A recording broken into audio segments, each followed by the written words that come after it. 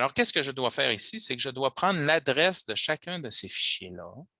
Je vais la copier et j'ai préparé, il y a des formulaires de consentement comme ça ici, là, je vous ai amené dans mon adresse de messagerie, dans lequel je contacte le photographe. Vous voyez son adresse courriel ici, michelvidéaste@gmail.com. Je mets une copie conforme à la compagnie de production du spectacle qui est elle aussi consentante et je dis consentement de publication sous licence libre de fichiers de Michel de Silva. Là, je dis bonjour, Monsieur de Silva. Pour que vos fichiers importés sur Commons soient mis sous licence libre, le présent formulaire se doit d'être envoyé à permission _fr @wikimedia.org en spécifiant vos coordonnées en bas. Alors, si on regarde la déclaration, ça, c'est une déclaration qui est préfaite, qu'on vous montrera comment aller chercher encore une fois dans les fiches, ou quand on fera notre partie pratique tout à l'heure, dont le temps continue à fondre à vue d'œil, mais bon, j'ai pas le choix, il faut que j'y aille. Alors, bref, ici, ça, c'est le formulaire de consentement. Et ici, ça dit « Je confirme par la présente être l'auteur et le titulaire unique et exclusive de l'œuvre ». Ici, je vais marquer « des œuvres ». Et là, je vais mettre un 2 points. Puis là, je ne veux pas de bonhomme qui s'affiche. Et là, je vais coller ma première adresse ici. Et je vais aller chercher mes deux autres adresses d'œuvres comme ça ici. Alors, deuxième adresse d'œuvre comme ça ici. Troisième adresse de mon œuvre. Alors, tous les fichiers comme ça que vous importez et qui ne sont pas votre propre travail, vous devez intégrer les liens vers ces fichiers-là dans votre déclaration de consentement que vous envoyez au photographe. Alors là, ici, j'ai mis ces trois fichiers-là, les trois adresses dans le formulaire de consentement. Ça dit ici, je donne mon autorisation pour publier 16 œuvres, hein, je vais l'améliorer ici, 16 œuvres, sous licence CC BY SA 4.0. Je comprends qu'en faisant cela, je permets, bon, là, vous avez toute la description de qu'est-ce que ça implique de mettre une œuvre sous licence libre. Et là, la seule chose que Michel de Silva va devoir faire, c'est de remplacer, comme je lui dis ici, coordonnées par ces coordonnées en bas ici. Donc, l'équipe de bénévoles de Commons va enregistrer son consentement. Évidemment que son adresse personnelle, ses coordonnées vont rester privées. Et ça, ben, une fois que l'équipe de bénévoles va l'avoir enregistré, elle va ajuster le modèle que j'ai mis sur les fichiers. Elle va enlever ce modèle-là et dire que le consentement a été enregistré. Donc, j'ai mis tout ça ici.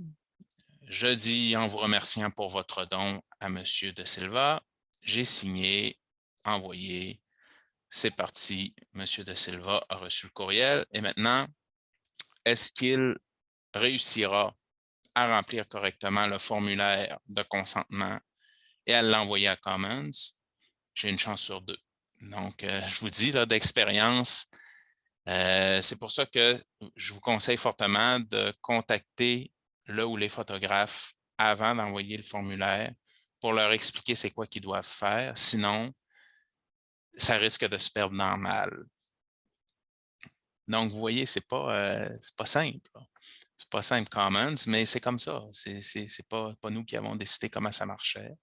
C'est comme ça que ça marche. Alors voilà, maintenant que ces images-là sont sur Wikimedia Commons, ben, on peut aller les mettre sur les différents articles de Wikipédia en français, par exemple. Alors ici, ben, je peux aller sur l'article du Théâtre La Chapelle. Et là, bon, là, je pense que ça rendrait la page trop...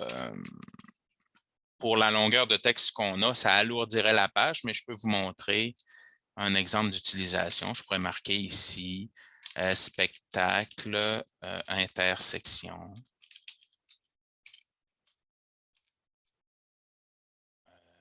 Ou image, ou plutôt artisan du spectacle intersection donné au Théâtre La Chapelle. Point. Puis là, je fais hop, une prévisualisation ici, puis là, on verrait l'image qui apparaît ici dans l'article du Théâtre La Chapelle. Donc, je peux réutiliser cette image-là. Je pourrais l'aligner à gauche ici, comme ça, pour éviter d'entrer en collision avec l'infobox que j'ai vu tout à l'heure qui prenait une grosse partie de la page, etc., etc.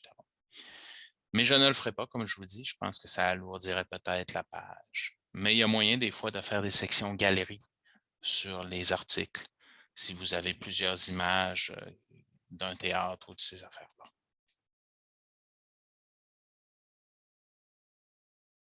Ce qu'on appelle un release, là, qui vous le signe effectivement quand vous avez fait la photo. Peut-être plus simple aussi, si vous voulez avoir votre photo de portfolio, il faut passer par le photographe, mais vous pouvez prendre aussi vous-même une photo puis dire que c'est votre propre œuvre. Je sais que la qualité sera peut-être pas la même. On ne peut pas exagérer ça en disant que c'est pas toujours évident.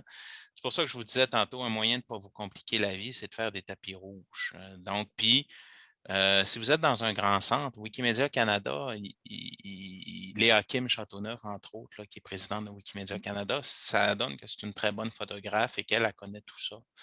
Fait que des fois, ils peuvent organiser des activités aussi. Donc, il y a moyen là, de moyenner.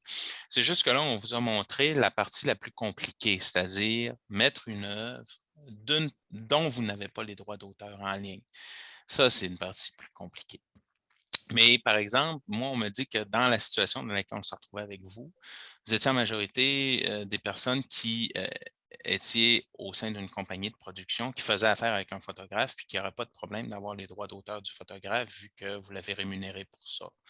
Alors, je pense que si vous avez une discussion préalable avec les photographes qui ont pris les images, qui comprennent bien ce que ça implique de mettre le travail sous licence libre, un peu comme on le dit dans la présentation qui est annexe à l'atelier, si on le met sous une certaine résolution, ça peut éviter la réexploitation sous forme de poster des images. Donc, si vous demandez une image sous un certain format, souvent les photographes sont plus ouverts à ça.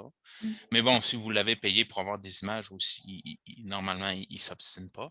Puis ici, regardez dans la page, là, vous l'avez la déclaration de consentement ici. Si vous cliquez ici, vous avez la déclaration à envoyer directement par email de consentement que vous pouvez adapter. Les seules adaptations que vous avez besoin de faire, c'est d'ajouter ici les adresses, comme je l'ai fait tout à l'heure, des images, de sélectionner une licence. Moi, à votre place, je laisserais CC-BY-SA parce que c'est celle qui fait en sorte que les auteurs peuvent être le plus reconnus.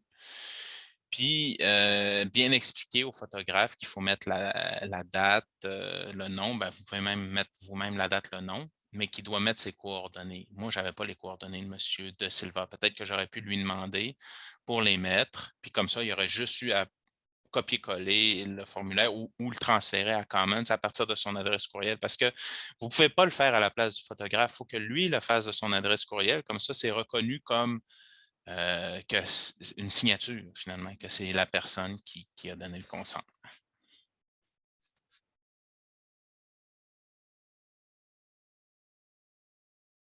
Leslie était en train de téléverser l'image d'un artiste, puis on en était rendu à choisir le nom de fichier. Alors là, si vous avez un artiste et vous choisissez juste son nom comme nom de fichier, ça veut dire qu'il va sortir super haut dans Google, puis parce que ça va être son nom là, direct. Fait que vous pouvez le faire, mais ça veut dire que pour toutes les images que vous allez mettre dans Commons, ça va être celle-là qui va sortir numéro 1 avec son nom. Fait que pour commencer, vous pouvez peut-être mettre en spectacle où il est pour mieux qualifier cette personne-là plutôt que de commencer avec une photo où j'irais, par exemple, avec Miguel Tremblay directement, où là, chaque fois que tu cherches dans Google Images Miguel Tremblay, il va sortir super haut parce que c'est juste mon nom, Franc. Donc, gros pouvoir que vous avez entre les mains. Voilà.